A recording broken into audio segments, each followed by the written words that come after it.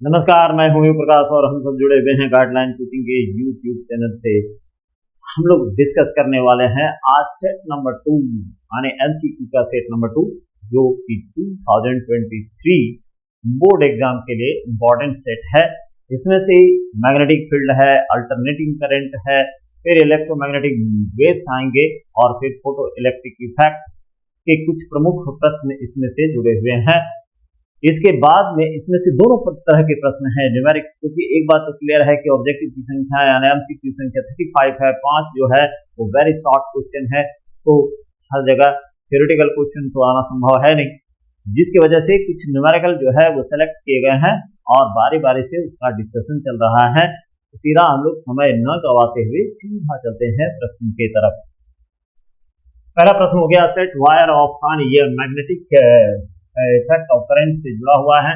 Straight wire एक सीधा wire है जिसका लंबाई 0.5 मीटर है और जिसमें से करंट 1.2 एम्पियर है। ये प्लेस किया गया है यूनिफॉर्म मैग्नेटिक फील्ड में, जिस मैग्नेटिक फील्ड स्ट्रेंथ का मान 2 टेस्ला है।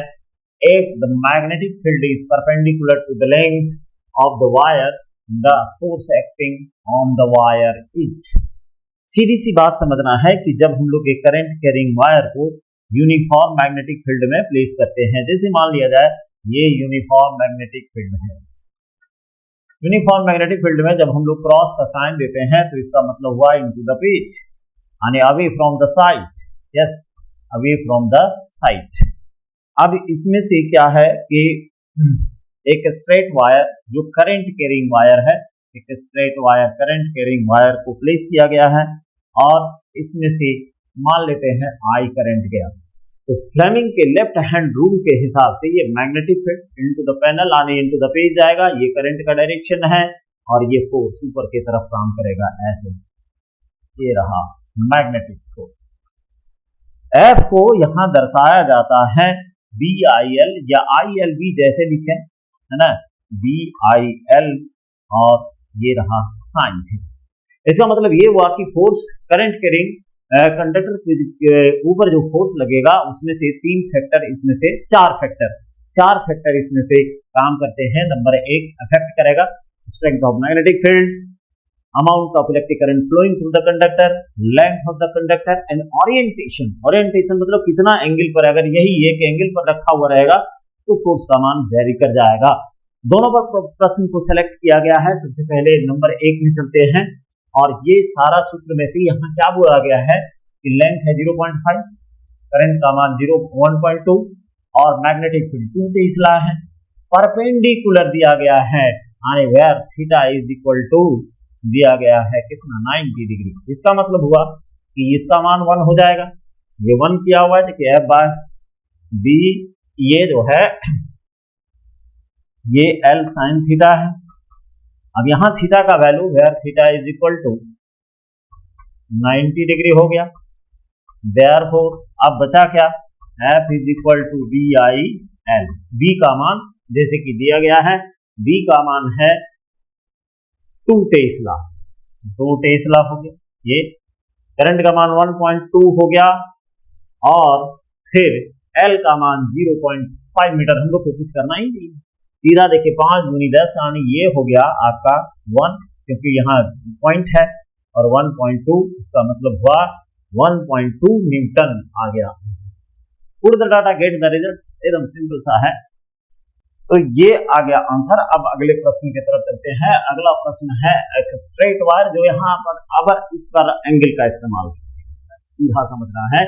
डाटा को कलेक्ट करते हैं कि स्ट्रेट वायर है जिसका length 10 centimetre is kept in uniform, है ना, यूनिफॉर्म मैग्नेटिक फील्ड इंडक्शन दिया हुआ है। यानी दिया हुआ क्या क्या है इसको हम लोग जरा सा अलग कर लेते हैं। सेम क्वेश्चन है, हल्का सा एंगल इसमें से दिया गया है। एल बराबर 10 सेंटीमीटर, 10/100 हो गया, एक 10/100 यानी इसको अगर हम लोग कट करें तो 0.1 मीटर आ गया फटाफट।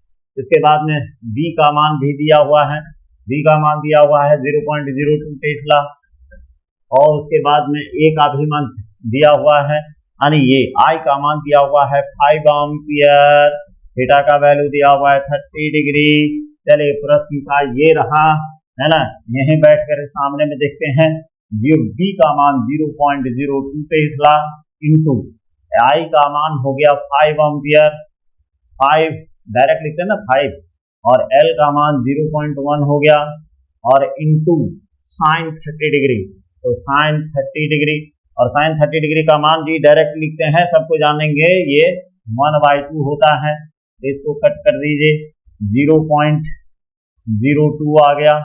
अब इसको हम लोग सॉल्व कर देते हैं, इसको हटाते हैं, यहाँ सॉल्व कर देते हैं, तो ये हो जाएगा 0.1 यानी 0.1 हो गया, ये वाला कट किए तो 0.1 हो गया, तो यहाँ हो गया 0.1, और अब कितना हो गया 0.1 और 0.1, तो इतना इसका गुना करेंगे तो 0.001 इंटू 5, और इसको बढ़ा देंगे, अगर 5 हो गया तो यहाँ जो है ये आपका आ गया 5 into 10 to the power -3 newton, है ना।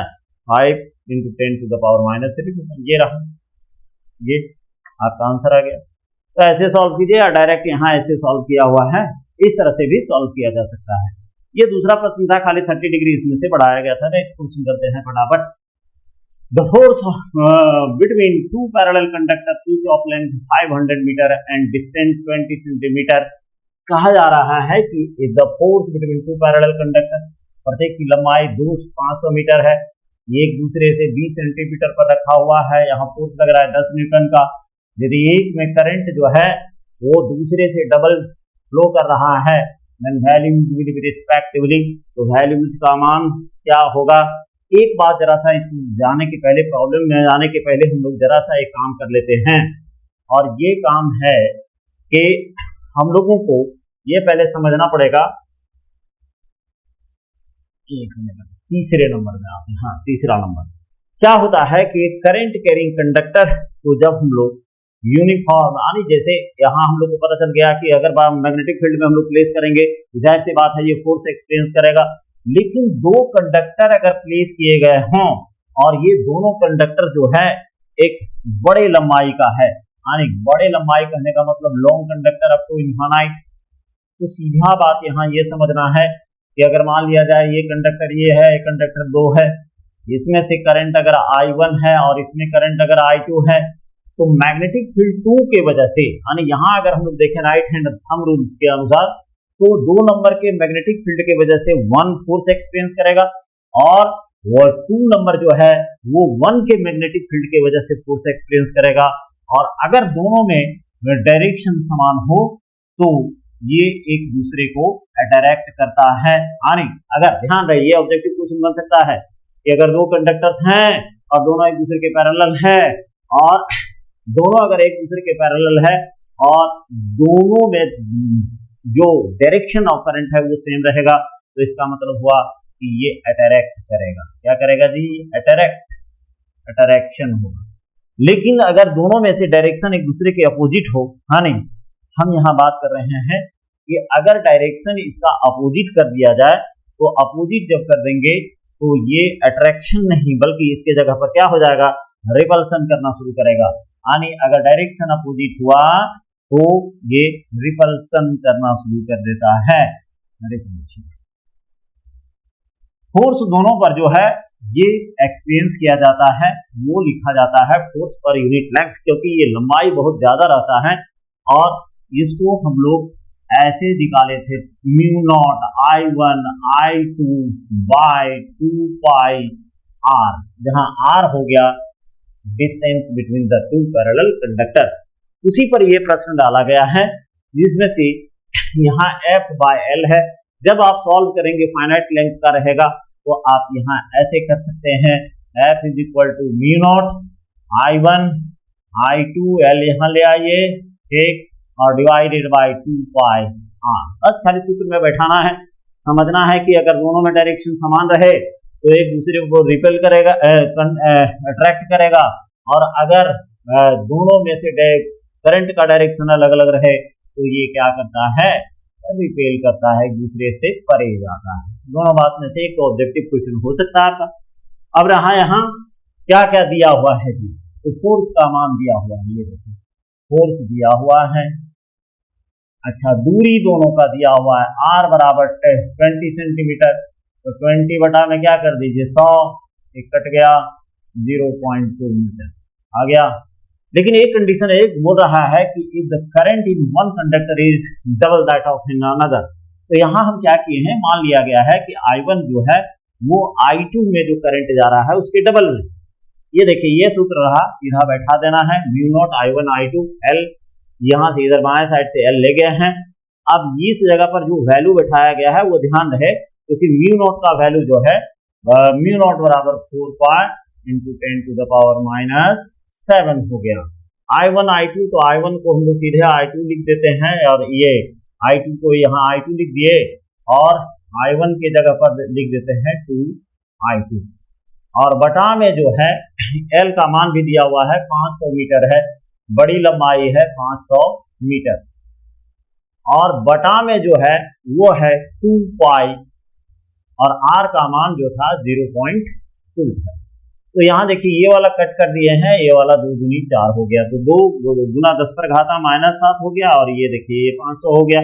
ठीक, अब इसको आप ऐसे काट सकते हैं, इसको जैसे सॉल्व कीजिएगा, कट कीजिएगा, तो इधर जाएगा, इधर ये माइनस ऊपर ले जाएंगे तो प्लस हो जाएगा, इधर वाला माइनस है तो इधर जाएगा, बटा में आएगा, नहीं आएगा, देखिए ये 1/10 टू द पावर -7 आएगा, और इधर बच गया कितना, इधर बच गया आपका 2 ये वाला जो है, ये वाला आपका 2 कट गया, इधर ये 2 हो गया, और 5 का 20 सीधा आ जाएगा, है ना, इसको काटेंगे तब तो 0.2 एक 2 कट जाएगा, 5 दूनी 10, नहीं देखिए ये वाला कट गया, ये वाला कट जाएगा, तो इस तरीके से 1/2 1/-7 इधर आएगा, ऊपर ले जाएंगे प्लस हो जाएगा, फिर इसको सॉल्व करेंगे, इतना आएगा, स्क्वायर लीजिएगा तो कितना हो जाएगा, ये I2 का स्क्वायर इज इक्वल टू, यहाँ जो दिया हुआ है, जैसे इसको 3 इधर ले जाएंगे तो ये वाला कट जाएगा, तो कितना बच गया, ये सीधा कैलकुलेशन है, ज्यादा कुछ है नहीं, 3 और ये हो गया 4, ठीक है ना, तो इसको हम बढ़िया से कैलकुलेट कर देते हैं, 3 एकदम 3 स्पेस, इधर वाला समझ गए होंगे, तो हम इसको पूरा कैलकुलेट कर दे रहे हैं। ये वाला देखिए, इसमें से हम लोग ले आते हैं म्यू नॉट का मतलब हुआ 4 pi into 10 to the power -7, और ये रहने देते हैं I2 गुना 2I2 हो गया। इसके बाद में L का मान जो है, L का मान दिया हुआ है 500 मीटर, डिवाइडेड बाय ये वाला हो गया 2 पाई, और R का मान 0.2, तो ये रहा F का वैल्यू, और ये वाला कट गया 2 दूनी 4, और ये वाला कट रहे थे कि पाई कट जाएगा, तो इधर 0.2 बचा है, और 0.2 बचा है तो इसको भी उड़ा दीजिए, तो 0.1 बच गया। अब 0.1 में इसको अगर हम लोग हटाते हैं पॉइंट को, तो इधर एक 0 बढ़ जाएगा, और बढ़ जाएगा तो F का मान जो है वो दिया हुआ है कितना 10, इधर आपका बच गया कितना 10 टू द पावर -7, और इस जगह पर बच गया आपका इधर I2 स्क्वायर, और इधर हो गया इंटू 5 दूनी 10 कर देते हैं डायरेक्ट, तो ये हो गया 10, और 1 2 3 0, और 1 2 3 0 हो गया, और डिवाइडेड बाय कितना, अब कुछ नहीं बचा है, इधर एक तो 0 कट जाएगा, 1 बच गया, अब इसमें से 3 चला गया तो 4 बचेगा, ये 4 बच गया, इधर जो है नहीं देखिए 1 2 3 यानी 1 बराबर 10 to the power -7 into 10 to the power 3 into कितना हो जाएगा I2 का स्क्वायर, तो यहाँ आपका बच गया 1 बराबर 10 पर घातांक -4 गुना I2 का स्क्वायर, तो I2 बराबर यहाँ I2 स्क्वायर करेंगे तो कितना हो जाएगा 1/10 टू द पावर -4, इसको ऊपर ले जाएंगे तो 10 टू द पावर 4 हो जाएगा। ठीक, इसका अगर हम लोग I वही निकाले हुए थे I2 स्क्वायर, ये वाला देखिए 4 इधर वाला कट जा रहा था, 4 बच रहा था, तो 100 आएगा, है ना, इसका कितना आएगा I2 का मान √10 टू द पावर 4, बाहर निकालेंगे तो 10 पर घातांक 2 यानी 100 एम्पियर निकल गया, 100 एम्पियर निकल गया। अब I1 बराबर 2I2 है, तो 2I2 यानी 200 हो गया, 2 से गुना हो जाएगा ना, तो ये रहा आंसर 3 नंबर क्वेश्चन, चौथा नंबर। फिर देखना है तो देख सकते हैं, वैसे ये भी कैलकुलेशन सही है, थोड़ा सा इसको चेक करना होगा तो आप चेक कर सकते हैं।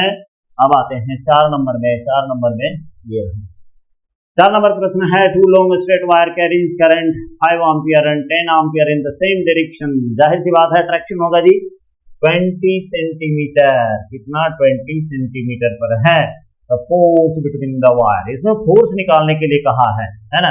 गिवन क्या क्या है, गिवन किया हुआ है I1 बराबर 5 एम्पियर, I2 बराबर 10 एम्पियर, 10 एम्पियर, R बराबर 20 सेंटीमीटर है, 100 से डिवाइड कर दिए, कितना बचा 0.2 मीटर हो गया। अब ये रहा सूत्र, यहाँ फोर्स जो निकलेगा न्यूटन पर कूलम निकलेगा, है ना। तो ये रहा, ये वाला हम कट कर दिए हैं डायरेक्ट, है ना। ये वाला बैठाइएगा तो कितना आ जाएगा 4 pi into 10 to the power -7 into 5 into 10 होगा, ये रहा, डिवाइडेड बाय 2 पाई इंटू 0.2।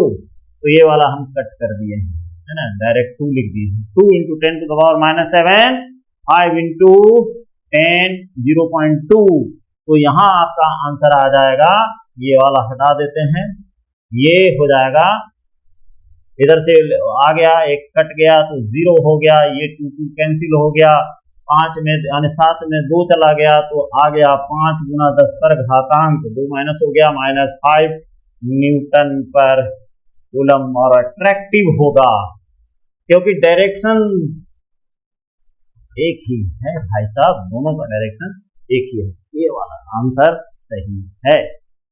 आ गया ये दूसरा, चौथा 5वें की तरफ करते हैं, ये देख लिए 5 नंबर 5।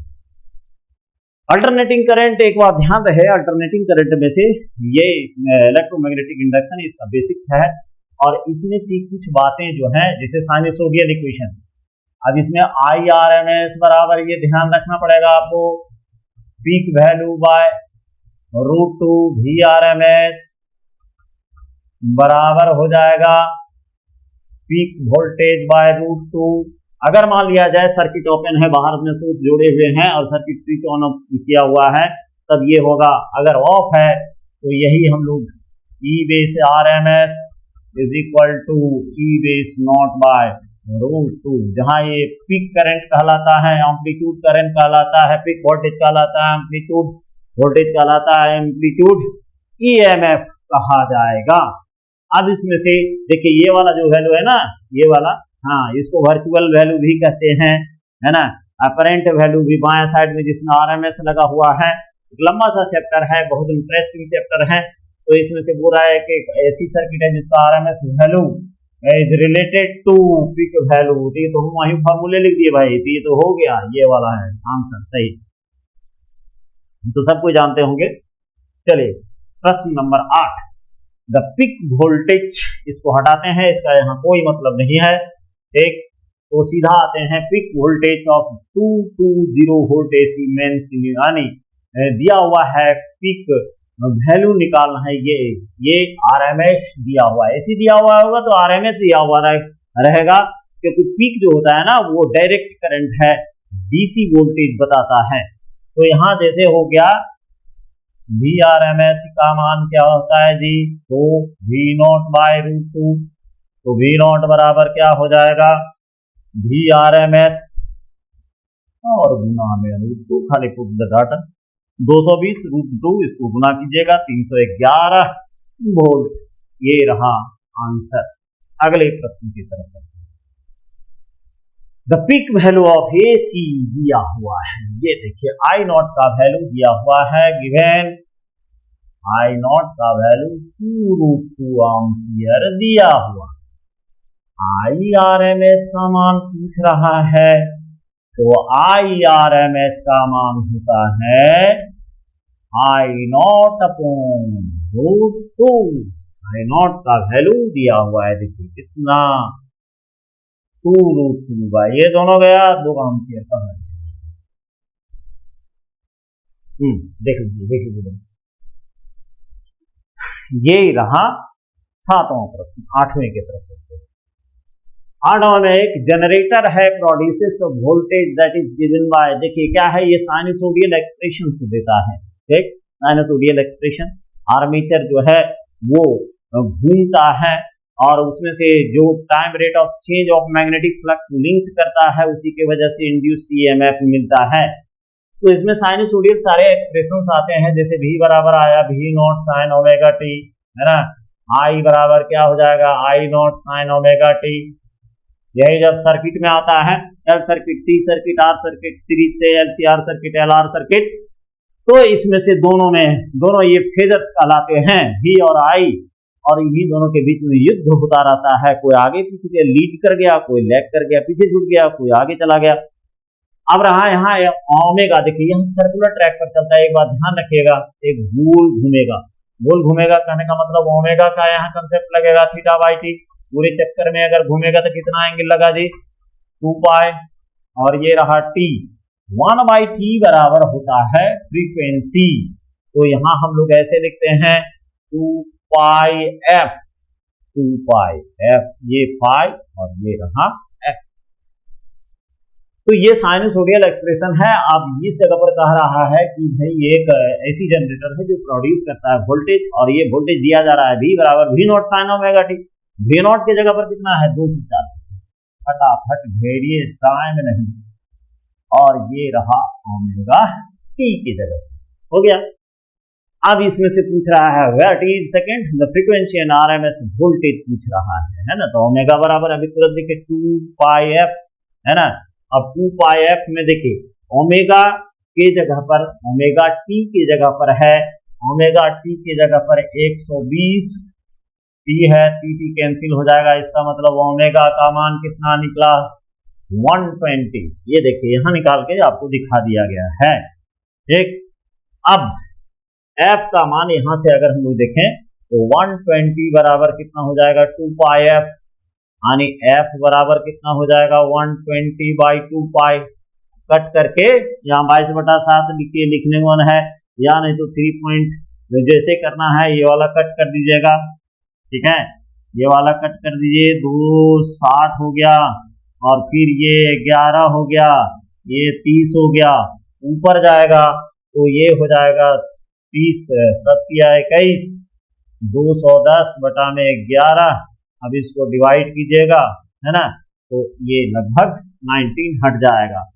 अब ये आ गया ERMS, अभी तुरंत सूत्र बैठाए हुए, इसको बैठाइए तो इतना आ जाएगा 170 वोल्ट। आनी खोजिए कहाँ मिलेगा, ये देखिए put the data get the result, ये भी यही है। तो ये था 8वां प्रश्न, समझ में आ रहा होगा, प्रेशर डालने की जरूरत नहीं है ना, सीधा पुट द डाटा। फॉर्मूला तो ध्यान में रखना पड़ेगा ना, क्योंकि कंसेप्चुअल क्वेश्चन तो वहीं से कनेक्टेड होता है। नेक्स्ट क्वेश्चन की तरफ चलते हैं भाई। नेक्स्ट क्वेश्चन में है the instantaneous value of EMF. बोले ना अभी तुरंत बोले हैं, है ना। ये जैसे ईएमएफ ई बराबर क्या था ई नॉट साइन ओमेगा टी, तो ये आपका इंस्टैंटेनियस कहलाएगा। इसी को हम लोग क्या कहते हैं, क्षणिक कहते हैं, इंस्टैंटेनियस। बार बार बदलेगा, आर्मेचर घूमेगा जैसे जैसे तेजी से, वैसे वैसे बदलता रहता है। अभी यहाँ ये सूत्र हम लोग ले हुए हैं।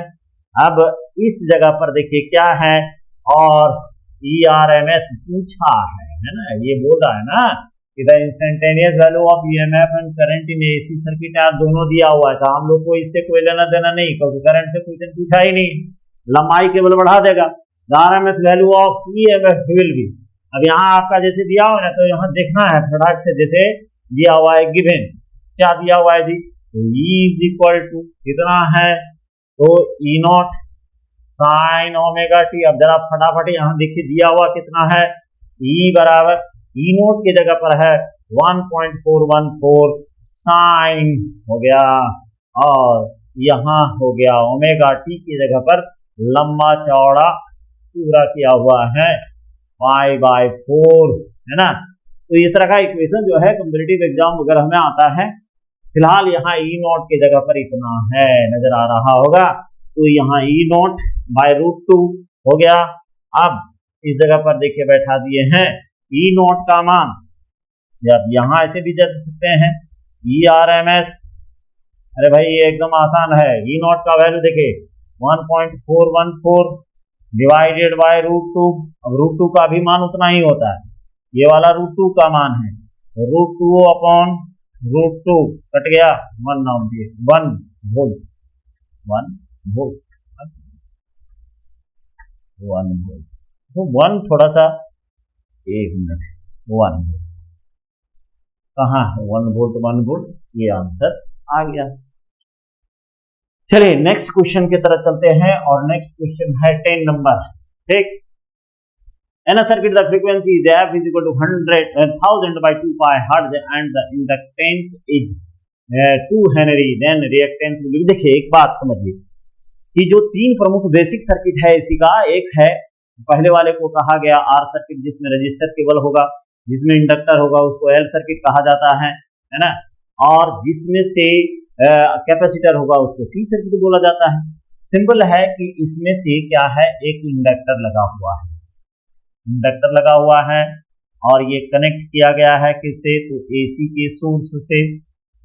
अब जाहिर सी बात है कि इसमें अपना ईएमएफ इंड्यूस होगा जो विरोध करेगा किसका, तो सोर्स ऑफ एसी का, पक्का हो गया।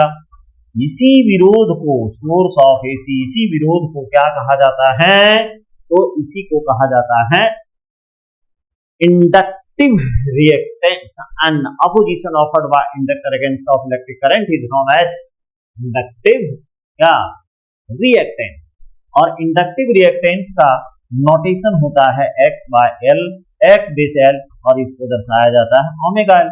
ओमेगा का मतलब हम समझ रहे हैं, यहां अगर इसको फुल लेंथ में अगर तोड़े तो 2 पाई एन या 2 पाई एफ एल हो जाए, है ना। किसी भी रिएक्टेंस हो या रेजिस्टेंस हो, ध्यान रहे कि इसका एसआई मात्रक ओम ही होता है। तो यहाँ x बेस एल बराबर इतना, फिर तोड़ दिए, देखिए इतना। अब क्वेश्चन में क्या दिया हुआ है, फ्रीक्वेंसी का मान दे दिया है, हो गया।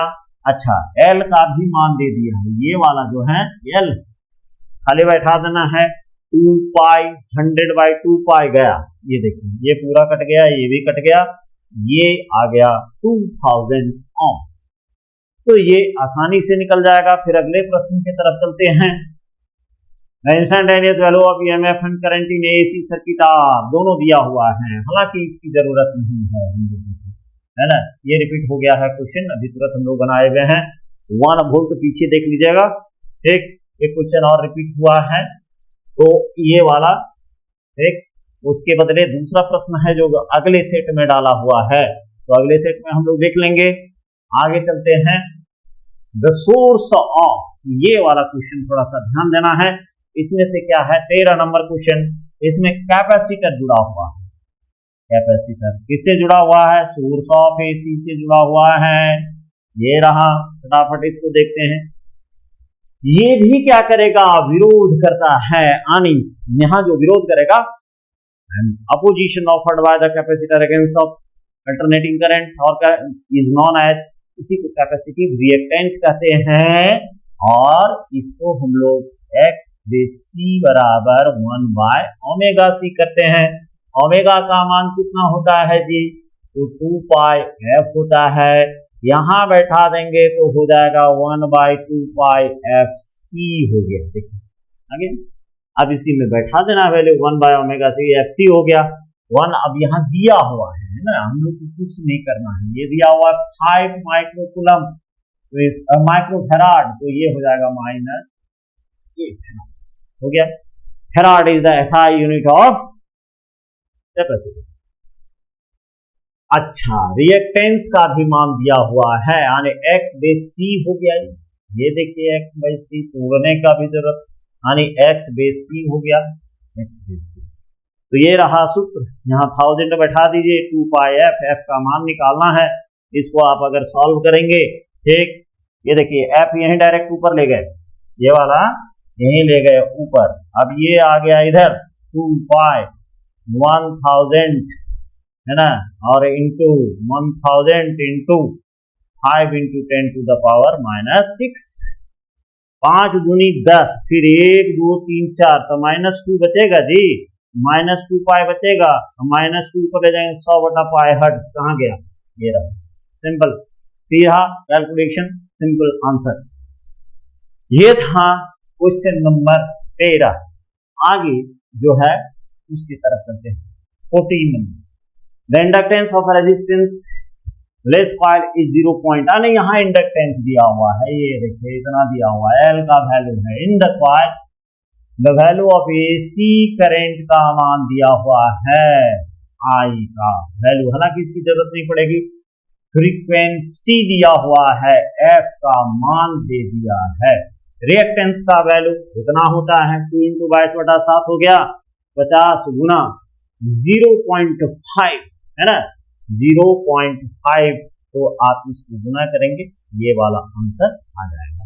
यहाँ देखिए इस तरह का डाटा दिया हुआ रहेगा, जहां हम घेरे हैं ऐसी इतना, इससे कोई फर्क नहीं पड़ेगा, आपको फॉर्मूला देख लेना है, वहां सेट कर देना है और सीधे निकाल दें।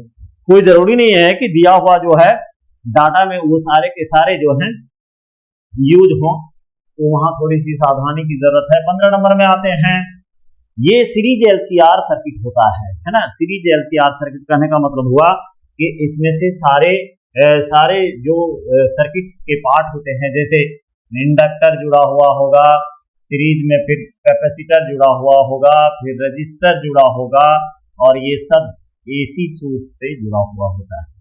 ये रहा, ये हो गया एल, ये हो गया सी, ये हो गया आर। इसमें से इम्पीडेंस का मान आगे मिलेगा, एक क्वेश्चन इम्पीडेंस है R² plus x base L minus x base C का होल स्क्वायर अंडर रूट। एक बात ध्यान देना है, इम्पीडेंस का मतलब टोटल रिएक्टेंस, टोटल जो है resistance offered by the series LCR circuit against of electric current, यानी जो अल्टरनेटिंग करंट के अगेंस्ट में जो ऑफर किया जाता है उसी को कहते हैं क्या, इम्पीडेंस। ये एक आएगा रिजोनेंस कंडीशन, यानी मैक्सिमम करंट जो है कब ये एक्वायर, यानी कब जो है इसमें से मैक्सिमम करंट जो है सीरीज एलसीआर सर्किट से जाएगा, तो रेजिस्टेंस का मान कम होगा तब होगा। और इलेक्ट्रिकल रेजोनेंस में ये क्या होता है, दोनों जब बराबर होगा, अर्थात एक्स बेस एल बराबर एक्स बेस सी, ये जब बराबर होगा तो ये रिजोनेंस यानी इलेक्ट्रिकल अनुनाद, इलेक्ट्रिकल रेजोनेंस में कहा जाता है। अब जरा सा इसको हम देख लेते हैं, इसका मान ओमेगा एल है और इसका मान ओमेगा सी, 1/ओमेगा सी है, इसका 1/ओमेगा सी है, तो यहाँ लिखेंगे 1/ओमेगा सी, इधर ओमेगा ले आइए, ओमेगा स्क्वायर बराबर एल सी हो गया। अब इसको यदि आप लेते हैं तो 1/रूट अंडर एल सी हो जाएगा। अब इसको तोड़ दीजिए तो ये आ जाएगा 2πf बराबर 1/LC अंडर रूट, और यहाँ जो हम लोगों का रिजल्ट आ गया वो जो आ रहा है F इज इक्वल टू कितना हो गया, 1/2π अंडर रूट LC। ये जो है ना इसी को कहा जाता है रिजोनेंट फ्रीक्वेंसी। तो ये तीनों दिया हुआ है, देखिए एल का मान दिया हुआ है 8 हेनरी, इसका बदल लीजिए कितना हो जाएगा 0.5 × 10⁻⁻⁶ फैराड, और ये 100 ओम है। Resonant frequency of the circuit, ये रिजोनेंट फ्रीक्वेंसी कैसे आया ये आपको दिखा दिए। अब इसको पूरा बैठाइएगा, 1/2π, 8 × 5 8 × 40 हो गया, इधर 40 यानी 4 हो गया, इसका स्क्वायर रूट कीजिएगा तो ये 2π2, ये लेकिन 4, 2 × 4, ये इसका हल जो है 4 होगा।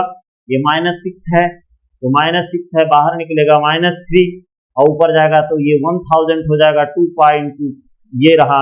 अब 2 दूनी 4 काटिएगा 250/π हर्ट्ज, 250/π हर्ट्ज, ये रहा, ये था। तो रेजोनेंट फ्रीक्वेंसी पढ़ना है, इंपॉर्टेंट क्वेश्चन हो सकता है, माइट भी ये क्वेश्चन नजर आ जाए। आगे वाले प्रश्न की तरफ चलते हैं। इसी में से जो अभी इम्पीडेंस दिखा रहे थे उसका सूत्र है in series LCR circuit R is equal to √5 ohm, XL बराबर 9 ओम, XC बराबर 7 ओम। यहाँ ध्यान देना है कि ये रूट के अंदर है, यहाँ जल्दी में गलत नहीं कीजिएगा, है ना, इस तरह का क्वेश्चन जो है दिख चुका है। तो यहाँ √5 स्क्वायर बैठा है, ये 9 है ना, तो ये 5 हो जाएगा ना, स्क्वायर हट जाएगा √स्क्वायर, तो ये 5 + 4 9 3 ओम आ गया answer. Put the data and get the result, लेकिन ये तभी होगा जब आप इम्पीडेंस का सूत्र सही सलामत रहने देंगे, तब। आगे आते हैं next question. A transformer steps of N AC voltage from 2, यानी यहाँ देखिए एसी जनरेटर जो है उसमें से कह रहा है ट्रांसफार्मर है, ट्रांसफार्मर। अब एक बात ध्यान रहे कि ये दो म्यूचुअल इंडक्शन पर काम करता है, सीधी सी बात, दो चार बात। पीसी कहलाएगा प्राइमरी कॉइल और ये रहा सेकेंडरी कॉइल। पहला बात ध्यान रखना है, ये है इनपुट कॉइल भी कहा जाता है अकॉर्डिंग टू एनसीईआरटी, ये आउटपुट कॉइल कहा जाता है। पहला बात ध्यान रखना है, ये बहुत आवश्यक है। एक बात और, अगर मान लिया जाए इसमें turn N number of turn primary में greater than number of turn in secondary coil, तो ये जो है स्टेप डाउन ट्रांसफार्मर कहलाएगा, स्टेप डाउन ट्रांसफार्मर। अगर यही हो जाएगा N base S is greater than N base P, तो यही कहलाता है स्टेप अप ट्रांसफार्मर। ये रहा, ये सिंपल सा सूत्र जो है दिमाग में डालिएगा। एक इसका आता है आइडियल कंडीशन, वो बाद में बात करेंगे। ये सूत्र होता है ना, VS बाय VP सीधा अनुपात में होता है, यानी आउटपुट जो वोल्टेज होता है वो नंबर ऑफ टर्न्स के समानुपाती होता है। तो यहाँ सेकेंडरी बाय, ये देखिए NS बाय NP और VS बाय VP अब दिया हुआ है कि भाई इनपुट जो है वो दिया गया है स्टेप ऑफ, इसका मतलब साफ हो गया कि सेकेंडरी वाला जो है वो ज्यादा है, बढ़ा करके वोल्टेज दे रहा है 23,000 volt. If the number of turns in the secondary coil is 1000, secondary coil में कितना है 1000, तो प्राइमरी कॉइल में कम होगा, कम निकलेगा, यहीं से पता चल जाएगा। ये रहा सूत्र NS बाय NP बराबर VS बाय VP, बढ़ाइए 1000 बाय NP और ये रहा, कट जाएगा ना जी, ये वाला कट जाएगा, ठीक, ये वाला कट जाएगा 23, यहाँ 10 बचा, इधर से 10 उड़ जाएगा, कितना बचा देखिए NP बराबर 100, ये रहा तुरंत आ जाएगा, उड़ का डाटा गेट इधर ही जाएगा। अगले प्रश्न की तरफ चलते हैं। The transformer ratio of a transformer is transformation ratio, है ना, ये वर्ड पर थोड़ा सा ध्यान देना है। ट्रांसफॉर्मेशन रेशियो जो होता है ना, वो देता है NS बाय NP, बताएगा NS बाय NP, ये ट्रांसफॉर्मेशन रेशियो भी कहा जाता है, अगर नहीं जान ले तो जान जाइए, ठीक है। तो ये बता रहा है 4, इसको हम लोग नंबर ऑफ टर्न के उसमें भी अनुवाद कर सकते हैं 4 बाय N। और एक बात इसमें जान जाइए कि अगर ट्रांसफॉर्मेशन रेशियो बड़ा होता है ना, तो वो स्टेप अप ट्रांसफार्मर होगा ही। तो यहाँ फिर वही सूत्र आ गया, NS बाय NP बराबर VS बाय VP हो गया। अब ये देखिए 4 बाय VS और ये 400 दिया हुआ है, सोचने की जरूरत नहीं है, 1600। एक बात याद रहे कि किसी भी ट्रांसफार्मर का जो एक बन गया है ना ऑलरेडी ट्रांसफार्मर, तो उसके फ्रीक्वेंसी में किसी भी तरह का बदलाव नहीं होगा, एकदम झंझट से दूर रहना है। जैसे फ्रीक्वेंसी आएगा सीधे बोलना है, दिमाग में बैठा लेना है कि भैया ये चेंज होने वाला नहीं है, ट्रांसफार्मर का कभी चेंज नहीं होता है। तो यहाँ 1600 आया, 50 हट जाएगा, 1600 ये 50 4 नंबर। अगले प्रश्न की तरफ चलते हैं, 21 नंबर। चलिए जरा सा यहाँ बात समझिएगा, यहाँ क्या होता है कि जैसे कि पीछे दिखाया गया कि ये प्राइमरी कॉइल है और ये सेकेंडरी कॉइल, PC हो गया और ये SC हो गया। क्या होता है, पावर इनपुट बराबर पावर आउटपुट, ये एक आइडियल ट्रांसफार्मर का कंडीशन होता है, पावर आउटपुट, ये बात ध्यान रखना है। अब पावर का सूत्र क्या होता है, ये देखिए इनपुट कॉइल है, इनपुट कॉइल हो गया, यानी इसमें से पावर जाएगा और ये रहा आउटपुट कॉइल हो गया। बस सिंपल बात याद रखना है। अब क्या होता है, पावर का सूत्र होता है P बराबर VI। तो प्राइमरी के लिए हम लोग क्या लिखेंगे, प्राइमरी के लिए जो पावर इनपुट दे रहा है उसके लिए क्या लिखेंगे, VPIP, और VPIP करेंगे, VPIP, और इधर बराबर आउटपुट में चला जाएगा VSIS।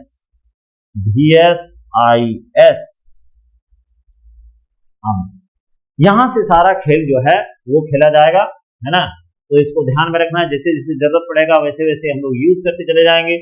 A transformer with primary to secondary turns 1:2, yes, ये हम लोगों को दिया हुआ है। यानी दिया हुआ क्या है, तो NS NP बाय NS दिया हुआ है, बाद में उलट देंगे तो 2/1 हो जाएगा, यहाँ फिलहाल अभी 1/2 is connected to an alternator, वही जनरेटर, अल्टरनेटर, कन्वर्टर सब एक ही नाम है।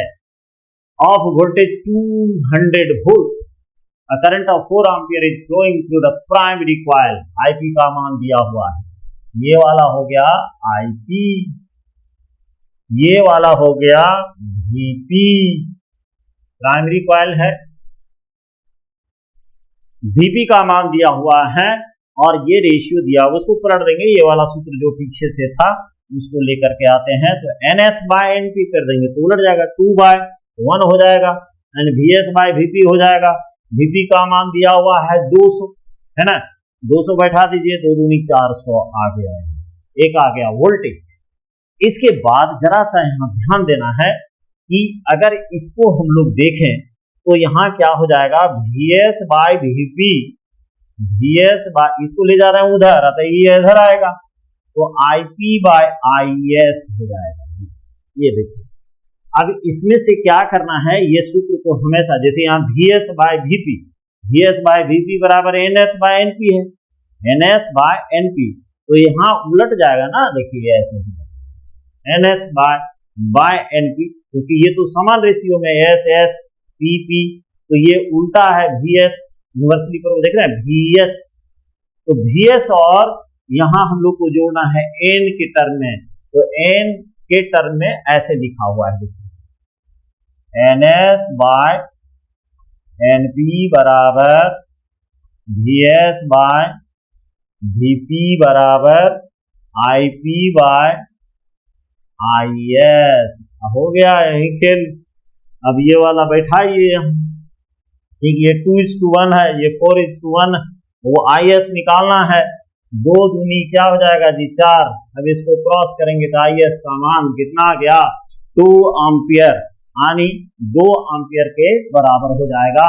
तो ये रहा 400 वोल्ट और 2 एम्पियर, 3 नंबर कुछ। अभी इसको ध्यान में रखना पड़ेगा। नेक्स्ट क्वेश्चन की तरफ चलते हैं, यहां भी वही खेल है ना। The primary to secondary turns ratio of the transformer is given as 2:3, है ना, प्राइमरी और सेकेंडरी, यानी NP बाय NS बराबर दिया हुआ है 2/3, जब पलटना होगा तो 3/2 कर देना। अब वही सूत्र पीछे है और कह रहा है कि अगर प्राइमरी कॉइल में IP बराबर 3 एम्पियर हो देन लोड रेजिस्टेंस, अब देखिए यहां क्या बताया हुआ था कि ये इनपुट कॉइल है, इनपुट कॉइल PC, ये वाला जो है SC हो गया, इसी से जो है एक्सटर्नल लोड रेजिस्टेंस जुड़ा हुआ रहेगा, लोड रेजिस्टेंस, और ये आपका हो गया आउटपुट कॉइल, मतलब यहां आपको इससे जुड़ा हुआ है I बेस S बराबर पूछ रहा है क्या, ठीक, NS बाय NP, है ना, NS बाय NP, तो उल्टा कर दीजिए, IP बाय IS हो गया, ठीक। अब इस जगह पर NS बाय NP उलट देंगे तो 3/2 हो जाएगा। अच्छा, ये वाला जो है IP का मान हो गया 3 और ये हो गया आपका I बेस S, 3 कट गया जी, कितना आएगा, I बेस S बराबर 2 एम्पियर। ये रहा सॉल्यूशन, इसको हटा देते हैं, 2 एम्पियर ये रहा, आ गया आंसर, है ना, ये 3 कट जाएगा, IS बराबर कितना आ जाएगा 2 एम्पियर, ये बच गया इधर, इसको हटा देते हैं, नहीं तो कंफ्यूजन का घर बन सकता है। ये रहा, तो ये आंसर आ गया। अब आगे की तरफ बढ़ते हैं, अगला प्रश्न भी इसी थैली का छट्टा बट्टा है ना, द ट्रांसफॉर्मेशन रेशियो, फिर वही बात आ गया, transformation ratio NS by NP, है ना, इसको ध्यान में रखना होगा, नहीं तो यहाँ गड़बड़ होगा, 10/1।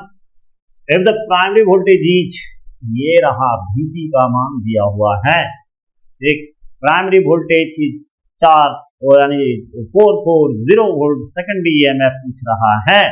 तो NS बाय NP दिया हुआ है, अब सीधा सूत्र में बैठाइए, NS बाय NP 10 हो गया और VS तो इधर गुना हो जाएगा जी, 4400 वोल्ट इधर गया, ये आ गया आंसर। वेरी इजी, आगे बढ़ते हैं, देख लिए। अब इसमें से ट्रांसफार्मर से ज्यादा प्रश्न आने का कोई गुंजाइश नहीं है। डेरिवेशन पूछता है तब तो मुश्किल है, लेकिन ज्यादा चांसेस है कि डेरिवेशन के लिए दूसरे टॉपिक्स हैं, तो इस पर आपका ध्यान जाना चाहिए, बेशक जाना चाहिए। आगे चलते हैं। अब आता है कुछ कॉन्सेप्चुअल क्वेश्चन, फिर फोटो इलेक्ट्रिक इफेक्ट में आएंगे। Which of the following waves have the maximum wavelength. जाहिर सी बात है, अगर आप पूरा स्पेक्ट्रम खींचे हुए हैं तो उसमें से रेडियो वेव का वेवलेंथ सबसे बड़ा होता है, घटते जाता है घटते जाता है घटते जाता है, और ये गामा रेज आ गया लास्ट में, ठीक। तो इसमें रेडियो वेव का सबसे बड़ा वेवलेंथ होता है, जबकि फ्रीक्वेंसी कमजोर होगा। आगे बढ़ते हैं। In an electromagnetic wave the average energy density is associated with, दोनों के साथ बराबर होता है, इलेक्ट्रिक फील्ड और मैग्नेटिक फील्ड दोनों के साथ ये बराबर जुड़ा हुआ रहता है। एक बात ध्यान रखना है। अगले प्रश्न की तरफ चलते हैं। The electromagnetic waves do not transport, energy भी ट्रांसपोर्ट करता है, मोमेंटम भी ट्रांसपोर्ट करता है, और इसका इस्तेमाल बेसिक्स ऑफ कम्युनिकेशन में किया जाता है, इंफॉर्मेशन में, है ना। हम लोग मोबाइल वगैरह जो यूज करते हैं उसमें यूज किया जाता है। अगर कुछ नहीं ट्रांसफर होता है तो वो होता है चार्ज। नेक्स्ट क्वेश्चन की तरफ चलते हैं। Infrared are used in, fingerprints नहीं होगा, और टेकिंग फोटोग्राफी, हाँ जी, फॉग लैंप वगैरह जो है कार वगैरह में वहां भी इस्तेमाल किया जाता है, या नाइट वाला कैमरा जो होता है उसमें। और ये जो है ना, जैसे देखते होंगे क्रिकेट वगैरह जो ग्राउंड में चोट वगैरह रहता है, टॉर्च लेकर के, टॉर्च जैसा आता है ना, वो इंफ्रारेड लैंप होता है, यानी बी और सी में इसका इस्तेमाल किया जाता है। तो ये ध्यान रखना पड़ेगा ना ये सब। अब आते हैं next. Electromagnetic waves of wavelength longer than about 1 metre are called radio waves. भाई सबसे बड़ा इसी का वेवलेंथ होता है, अभी पीछे देख चुके हैं हम लोग, है ना। सबसे बड़ा मीटर के ऑर्डर में अगर किसी का वेवलेंथ आएगा तो वो आएगा रेडियो वेव्स। नेक्स्ट क्वेश्चन की तरफ आते हैं। Ultraviolet rays can cause which are used in, तो भैया देखिए ये जो है ना बड़ा विचित्र रे है। फोटो इलेक्ट्रिक इफेक्ट में सबसे संवेदनशील अगर कोई रे होता है तो उसका नाम यूवी रेज है, कॉमन है ना। इसके बगैर आने जो नहीं भी दे रहा हो इलेक्ट्रॉन अपना, वो भी देने के लिए राजी हो जाता है, बस कि उस पर पढ़ना चाहिए, यूवी रेज। नेक्स्ट क्वेश्चन की तरफ चलते हैं। डुअल नेचर ऑफ मैटर्स में आते हैं। इसमें से an alpha particle and a proton are subjected to the same electric field and ratio of forces acting on them is. सीधी सी बात समझनी है कि एक अल्फा पार्टिकल है, एक बीटा पार्टिकल है। भाई ये जो है ना इलेक्ट्रोस्टैट में हम पिछले वाले में E बराबर Q, यानी 1 मिनट, ये वाले सूत्र पर सीधे दौड़ते चलिए। ये वैसे भी बहुत भयानक सूत्र है, इससे बच के रखना है अपने आप को। F Q तो F बराबर क्या Q E। क्या पूछ रहा है? एक अल्फा पार्टिकल एक प्रोटॉन दोनों को सेम इलेक्ट्रिक फील्ड में फेंका गया, the ratio of forces acting on them etch, force निकालना है। तो क्या है कि इलेक्ट्रिक फील्ड कांस्टेंट, ठीक। अब क्या करेंगे, तो एफ अल्फा बराबर क्यू अल्फा और ई हो गया, और एफ प्रोटॉन बराबर क्यू प्रोटॉन गुना ई हो गया। अब दोनों डिवाइड कर दीजिए, अब कट गया, ये देखिए। अब ये कैसे आएगा, कैसे आया जी, तो देखिए एफ अल्फा बटा में एफ पी, अब दोनों में चार्ज अल्फा तो डबल होता है, डबल चार्ज ऑन प्रोटॉन, है ना, चार्ज ऑन प्रोटॉन, और ये बेचारा अपने प्रोटॉन है, कट गया। क्या आ जाएगा 2/1 अर्थात 2:1, ठीक 2:1। ये रहा चौथा। ये इम्पोर्टेंट टॉपिक है, बहुत सारे प्रश्न इससे जुड़े हुए होते हैं। अगले प्रश्न की तरफ चलते हैं। A charged particle accelerated through a potential difference of 100 volt passes through a uniform electric and magnetic field so as to experience no deflection।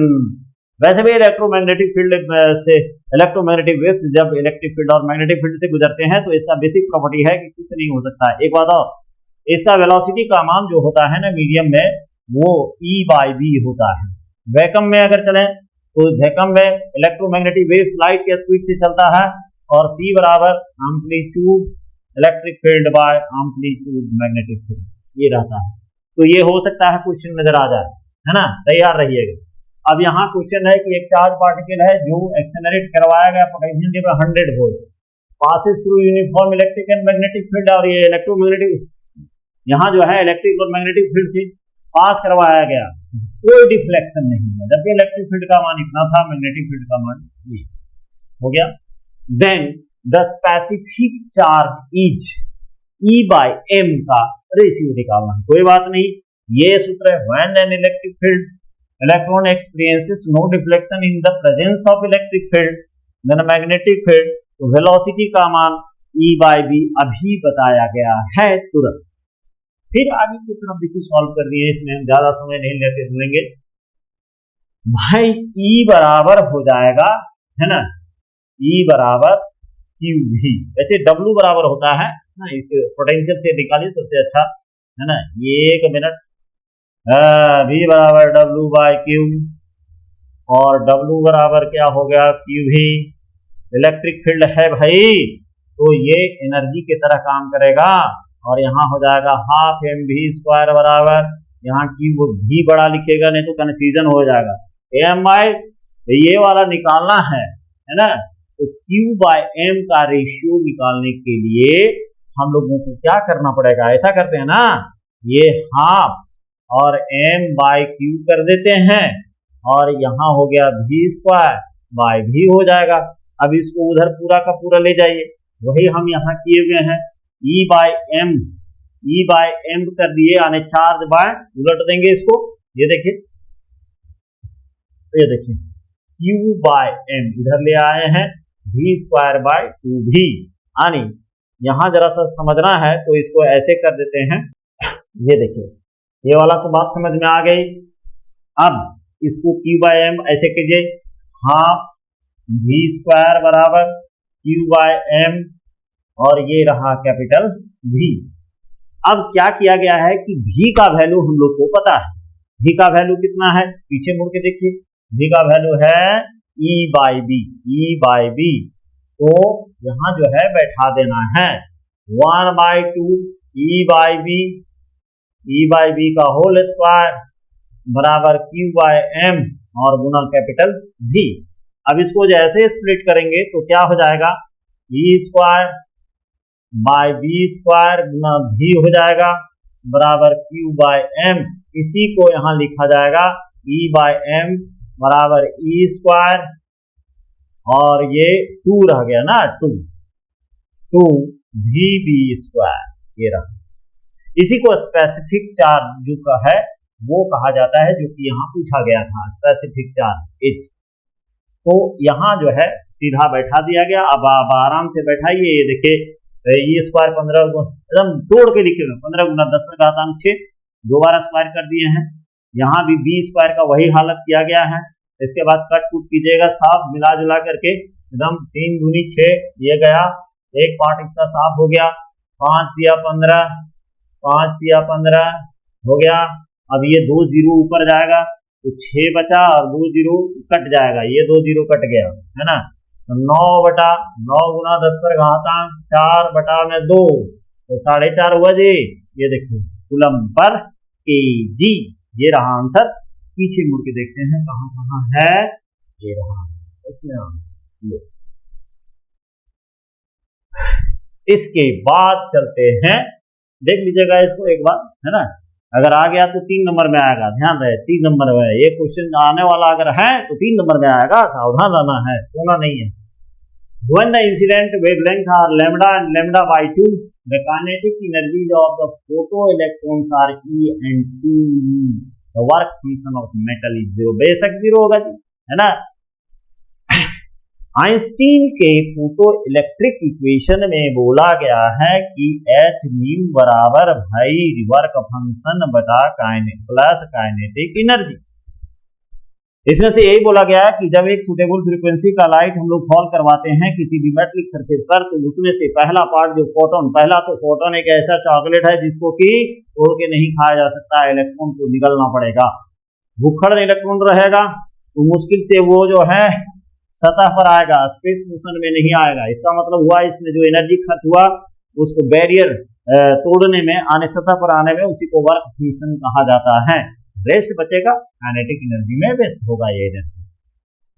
अब यहां देखिए क्या है, जब इंसिडेंट वेवलेंथ लैम्डा या लैम्डा बाय 2 है ना, when the incident wavelength are lambda and lambda by 2, the kinetic energies of the photo electrons are E and 2E।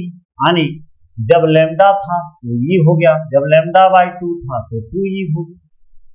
The work function of the metal each, तो देखिए ये new बराबर, अब इसका दूसरा फॉर्म क्या होता है, दूसरा फॉर्म इसका जो है इसको हम लाते हैं जरा, ये देखिए इसको हम लोग ऐसे लिख सकते हैं एच सी बाय लैम्डा, पक्का लिख सकते हैं एच सी बाय लैम्डा बराबर वर्क फंक्शन को यहाँ W नोट कर दिए, है ना, प्लस एनर्जी लिखे, इतना लंबा कौन लिखेगा, ये रहा, हो गया।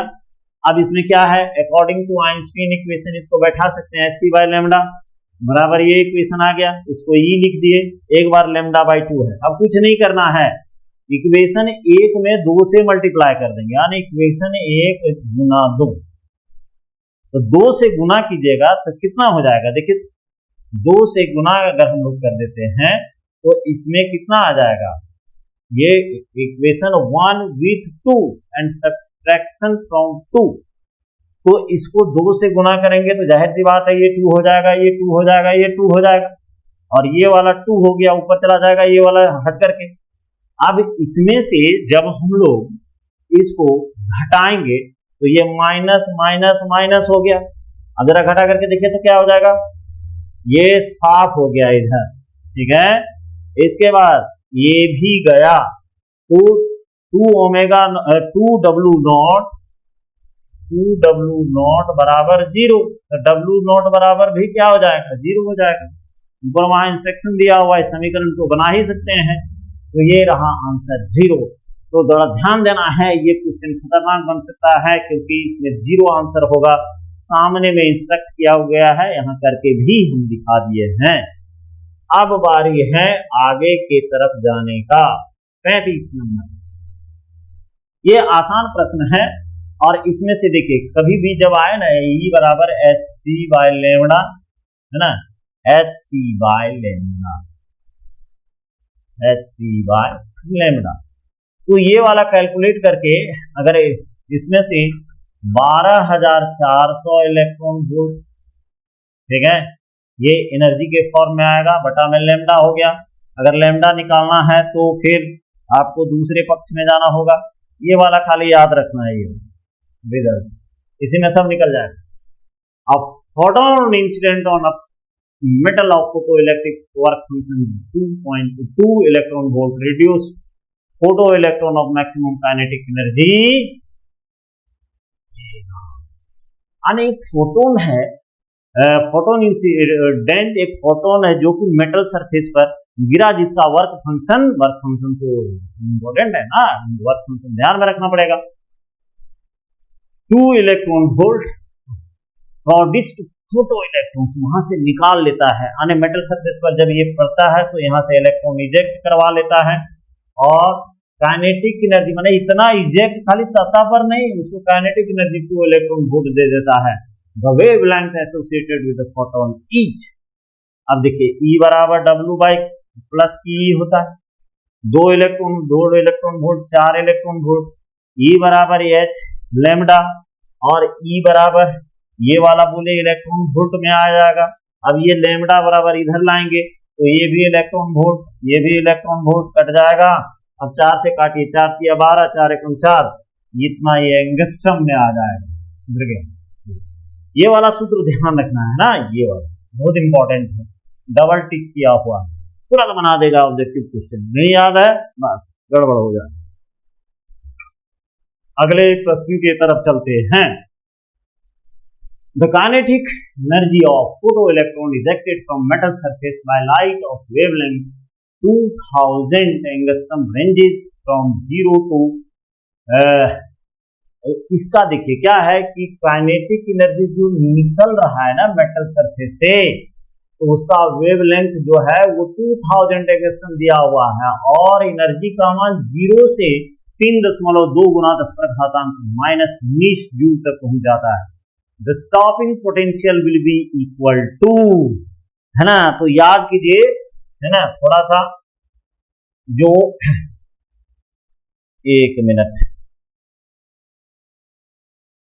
भाई, जो experimental law of photo electric effect था उसमें से दिखाया गया था कि स्टॉपिंग पोटेंशियल, यानी ये जो स्टॉपिंग पोटेंशियल का मान था वो ½ mvs का, अच्छा हम यहाँ लिख दिए हैं, ये रहा सूत्र, स्टॉपिंग पोटेंशियल जहां vs बराबर होता है स्टॉपिंग पोटेंशियल। ये सूत्र आपको ध्यान में रखना पड़ेगा क्योंकि उस वक्त उतना समय नहीं रहेगा, एक एक्सटेंशन का समय बिल्कुल नहीं रहता है। हाफ, और इसको इधर ले आइए, ½ mv² को हम लोग लिख सकते हैं क्या, काइनेटिक एनर्जी, पक्का लिख सकते हैं, लिखने की जरूरत है बटा में ही। काइनेटिक एनर्जी 3.2 × 10⁻⁻19 जूल, और ई का मान इतना है, ये कट हो गया, ये 2 बार आ गया, है ना, एकदम सेटअप किया गया क्वेश्चन टू द पॉइंट। ये ध्यान रखिए क्या पूछा है, स्टॉपिंग पोटेंशियल, vs को छाटेंगे यहां आएगा। अब यहां गलती नहीं कीजिएगा, ये वाला है ना नहीं होता है ना, तो ये वाला सूत्र को ऐसे रखिए यार, ई vs बराबर काइनेटिक एनर्जी हो गया। अब vs बराबर क्या हो जाएगा, काइनेटिक एनर्जी और बटा में ई हो गया। काइनेटिक एनर्जी का मान इतना दिया हुआ, ठीक, और ई का मान आपको पता रहता है, तो ये हो जाएगा 3.2 × 10⁻⁻19 जूल डिवाइडेड बाय कितना हो गया 1.9, है ना, 1.6 × 10⁻⁻19 कट गया जी, 2 आया ना, 2 आ गया 2, ये रहा। अगले प्रश्न के तरफ चलते हैं, तो ये ऐसे बनाइए ऐसे बनाइए, थोड़ा इस सब प्रैक्टिस रहता है तो और काम आएगा, इसीलिए इसको ऐसे किए। मोनोक्रोमेटिक लाइट इंसिडेंट, एक मेटल के सरफेस पर एक वर्णीय प्रकाश को गिराया गया, है ना, एक वर्णीय प्रकाश को गिराया गया, इलेक्ट्रॉन यहां से निकला जिसका काइनेटिक एनर्जी 0 से, वही कहानी है 2.6 electron volt. What is the least energy of incident light if the lightly bound electrons in the metal needs to remove? बोल रहा है कि लीस्ट एनर्जी कितना होना चाहिए इंसिडेंट लाइट का, जबकि ये टाइटली बाउंड इलेक्ट्रॉन जो है ये टाइटली है ना, the tightly bound electron in the metal needs कितना 4.2 इलेक्ट्रॉन वोल्ट बी रिमूव। अरे भाई ये है ना जिंदाबाद। वर्क फंक्शन का मान कितना बता रहा है 2.6, इतना नीड हुआ, इतना चाहिए, तो टोटल तब ई बराबर एच म्यू लेकर के ये बाहर जाएगा। कहाँ है वो, ये देखिए ये वाला प्रश्न समझिए। मोनोक्रोमेटिक लाइट है, इंसिडेंट किया गया मेटल सरफेस पर, वहां से इलेक्ट्रॉन जो है वो काइनेटिक एनर्जी 0 टू इतना चाहिए इसको, यानी इतना काइनेटिक एनर्जी यानी वर्क फंक्शन जो है ये आपका यहाँ चला आया, कह रहा है कि लीस्ट एनर्जी कितना चाहिए ताकि टाइटली बॉन्ड जो है, what is the least energy of incident light, यानी ये ई बराबर कितना चाहिए कि टाइटली बॉन्डेड जो इलेक्ट्रॉन है जिसका कि काइनेटिक एनर्जी का मान, क्या कि जब मूव कर जाएगा ना यहाँ से जब निकल जाएगा तो काइनेटिक स्टेज में चला जाएगा, वर्क फंक्शन का मान इतना दिया हुआ है प्लस इतना कर दीजिए सीधे आ जाएगा। ए रहा 6.8 इलेक्ट्रॉन वोल्ट। नेक्स्ट क्वेश्चन, हाँ, in a photoelectric experiment photons of energy, photon का एनर्जी दिया हुआ है 5 electron volt, incident on a metal surface, deliberate निकालता है electron which are just stopped by electrode at a potential of, stopping potential दिया हुआ है 3 पॉइंट। काइनेटिक एनर्जी का जो वैल्यू है ये, एक मिनट, इन अ फोटो इलेक्ट्रिक एक्सपेरिमेंट फोटॉन्स जो है इसका एनर्जी इतना, incident on a metal surface, वहां से वो इलेक्ट्रॉन निकालता है जो कि स्टॉप कर दिया जाता है electrode at the potential of 3.5 volt with respect to the metal. The work function of the metal in electron volt. आने यहाँ एक बात देखिए, ई का वैल्यू दिया हुआ है 5 इलेक्ट्रॉन वोल्ट, डब्ल्यू का मान पूछ रहा है, और ये निकलने के बाद ये स्टॉप कर दिया गया है, तो इतना इलेक्ट्रॉन निकल रहा है, तो उसको स्टॉप करने के लिए कितना पोटेंशियल लग रहा है, तो 3.5, एक 3.5 वोल्ट। अब यहाँ देखिए क्या है, as we know that E V naught kinetic max, क्योंकि वी नॉट का मान हम लोग को यहाँ निकालना है, तो ये वी नॉट बराबर इतना हो गया, यानी ये मान आ गया काइनेटिक मैक्स का, तो ये देखिए काइनेटिक मैक्स हो गया, ये सूत्र है, यहाँ से निकालते हैं, as we know that E V naught बराबर काइनेटिक में वी नॉट का मान दिया हुआ है 3.5 वोल्ट। अब काइनेटिक मैक्स बराबर ई दिया हुआ है, वी नॉट का मान आया कितना, 3.V, तो इसको बैठा देंगे यहाँ, ये रहा, घट करके कितना आ जाएगा 1.5 इलेक्ट्रॉन, यानी ये रहा आंसर। बहुत आसान क्वेश्चन है ये वाला, खाली देखिए इसमें यूज करना है, समझना पड़ेगा क्वेश्चन, क्योंकि जो इंसिडेंट हो रहा है ना वो इतना उसका एनर्जी है, यानी ई का मान दिया हुआ हो गया, W प्लस काइनेटिक एनर्जी है ना।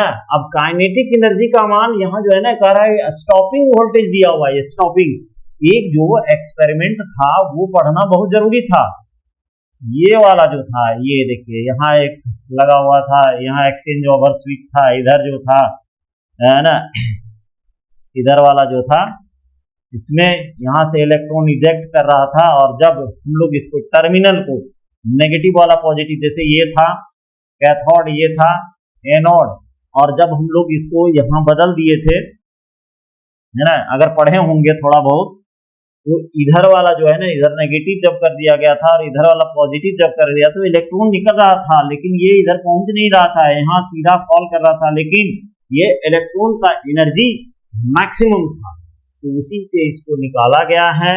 और as we know that E V naught बराबर काइनेटिक मैक्स, वी नॉट बराबर दिया हुआ है इतना, तो काइनेटिक मैक्स बराबर ये देखिए ई वी नॉट, ई 3 ई भी हो गया, हालांकि ये नेगेटिव पोटेंशियल होता है, मैग्नीट्यूड लिया गया है, तो ये मान हम लोग को पता था वर्क फंक्शन। अब ऐसे ही इलेक्ट्रॉन वोल्ट में ये भी आ जाएगा है ना, 5 इलेक्ट्रॉन वोल्ट बराबर W प्लस 3.5 इलेक्ट्रॉन वोल्ट। अब इसको इधर ले जाएंगे तो घट करके कितना हो जाएगा W, और W बराबर,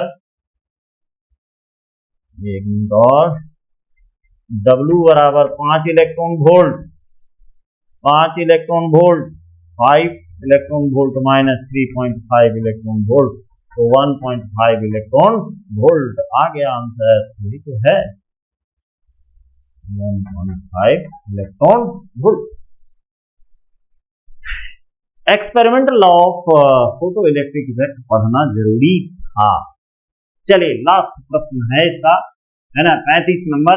the photo electric threshold wavelength of tungsten is 2300 angstrom. Tungsten, the energy of electrons is ejected from the surface if ultraviolet light of wavelength 1800 angstrom is incident on it। अरे भाई कुछ नहीं करना है, एक photo electric है, threshold का मतलब threshold minimum frequency, minimum wavelength, उसके नीचे वेवलेंथ लाइट करेगा तो निकलेगा ही नहीं, तो ये बोल रहा है कि टंगस्टन का इतना है। The energy of electrons ejected from the surface if ultraviolet light of wavelength इतना, यानी 1800 angstrom is incident on it, यानी एनर्जी का मान पूछा जा रहा है। ठीक, अब यहां देखिए क्या होता है, E बराबर W not plus kinetic energy हो गया। अब ये एच न्यू है, ठीक, और ये जो है एच न्यू नॉट लिखा जाता है। जरा सा आप देखेंगे एल्बर्ट आइंस्टीन का जो नियम है उसमें, तो ये हो जाएगा एच सी बाय लेमडा। यहाँ हम लोग कह सकते हैं H C by lambda naught, यही तो है, इसी को थ्रेशोल्ड वेवलेंथ कहते हैं, और इसको कह दीजिए एनर्जी। हो गया। अब इसको उठा के इधर ले आना है, H C by lambda minus H C by lambda naught बराबर ई, और ई बराबर हो जाएगा एच सी कॉमन चला जाएगा, या नहीं तो रहने दीजिए, उसका वैल्यू जो है एच सी बाय लेमडा का वैल्यू जो है 12,400 कर देते हैं, है ना, 12,400 ये वाला रहने देते हैं। जो पीछे बताया हुआ था एकदम उसी पर बैठा देना है, फटाफट निकल जाएगा, ज्यादा उलझन नहीं लाना है। तो ये वाला जो है इसको हम लोग ऐसे कर सकते हैं, E is equal to H C by lambda minus H C by lambda naught, 14,400 by बटा में इतना, और ये वाला अब इसमें से कट कीजिए, ये दिया हुआ था, है ना, लेमडा का मान और लेमडा नॉट का मान, दोनों का मान थ्रेशोल्ड का, देखिए इधर लेमडा नॉट है ना, ये 12,400 बटा में ये रहा। इसको डिवाइड कीजिएगा तो ये 6.9 आ जाएगा, और ये वाला 5.4 आ जाएगा, घट जाएगा, आ गया 1.5 इलेक्ट्रॉन वोल्ट। इसको कैलकुलेट करके देख लीजिएगा, हमको इस क्वेश्चन पर भरपूर शंका है। तो ये था सेट नंबर 2। अब आएगा सेट नंबर 3, उसमें न्यूमेरिकल से ज्यादा कंसेप्चुअल क्वेश्चन है ना, तो वो भी इम्पोर्टेंट है। और फिर सिंपल सेट के साथ देखते हैं 2-4 क्वेश्चन जो होगा उसको फिर कर दिया जाएगा। सबको शुभ रात्रि।